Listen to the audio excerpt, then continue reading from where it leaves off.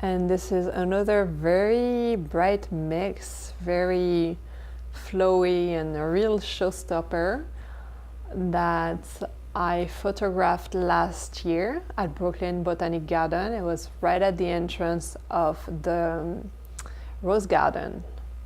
So we have some Physocarpus opulifolius Petit Plum, some hybrid tea rose Lady Mary Fitzwilliam, then some Dianthus Gem Pink.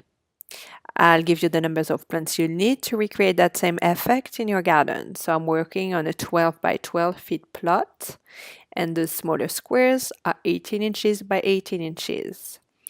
So first you could lay down the two Physocarpus opulifolius Petit Plum, then the two hybrid tea rose Lady Mary Fitzwilliam, and now 25 Dianthus Gem Pink. So I hope you enjoyed the video, and if you did, please subscribe to my channel by clicking on the passion flower right here.